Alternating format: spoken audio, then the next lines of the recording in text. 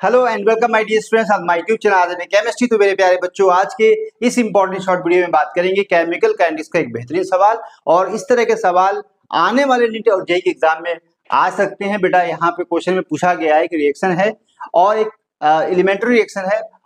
यहाँ पे certain quantity of reactant if the volume of the reaction vessel is reduce. अगर आपने volume अगर आपने कम कर दिया 3 factor, the rate of reaction increases by factor. अगर पूछा गया है कि कितना गुना रेट में चेंज आएगा जब वॉल्यूम 3 गुना कम कर दिया आपने।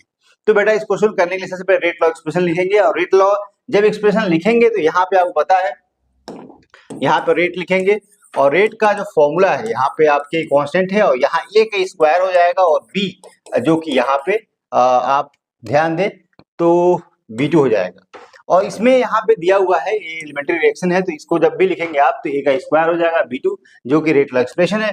और यहाँ पे अगर ध्यान दें तो उस कंडीशन में जो यहाँ पे अगर लिखे तो Na के मोल्स है और वॉल्यूम है और इसका स्क्वायर हो जाएगा और यहाँ पे Nb के मोल्स है और साथ में वॉल्यूम हो जाएगा। तो यहाँ पे लिख सकते हैं रेट जो होगा जो बराबर होगा किसके 1/V क्यूब हो जाएगा।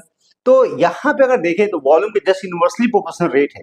उस कंडीशन में अगर वॉल्यूम को 3 फैक्टर आपने कम कर दिया है और यहाँ पे जब भी इसको रखेंगे तो रेट जो होगा आपको कितना चेंज आ जाएगा, तो यहाँ पे 1/V/3 का यहाँ पे क्यूब हो जाएगा और यहाँ पे 27 जो कि यहाँ पे जो बराबर 27/V क्यूब आएगा। तो रेट जो है जो कि डायरेक्टली प्रोपोर्शन होगा 27 मतलब 27 टाइम रेट जो है इंक्रीज करेगा अगर आप 3 फैक्टर रिड्यूस कर सकते हैं वॉल्यूम को। तो वॉल्यूम जस्ट इनवर्सली प्रोपोर्शनल होता है रेट के। तो अगर रेट बढ़ेगा जब वॉल्यूम घटेगा। तो यहाँ पे जब रेट आप घटा रहे हैं 3 गुना कम कर रहे हैं वेसल का जो वॉल्यूम घटा रहे हैं उस कंडीशन में रेट जो बढ़ रहा है 27 टाइम रेट इंक्रीज कर रहा है। एक बेहतरीन सवाल है। इस तरह से सवाल एग्जाम में पूछे जाते हैं और बहुत ट्रिक अच्छा होता है। अगर आप ध्यान दें तो rate just inversely proportional volume पे होता है। तो यहाँ पे जो भी रेट लॉ एक्सप्रेशन है आप डायरेक्ट लिखिए और यहाँ से Na अपॉन जो कि कॉन्सेंट्रेशन को हम लिख सकते हैं मोल्स में और यहाँ मोल बाई वॉल्यूम। और इस कंडीशन में देखें तो 1/V का क्यूब आएगा। उस कंडीशन में कितना फैक्टर वॉल्यूम डिक्रीज किया गया है उसको यहाँ पे लिख दीजिए और उसका लगाइए एक्सप्रेशन और आपको आंसर मिल जाएगा। तो आई होप आपको समझ में आया होगा।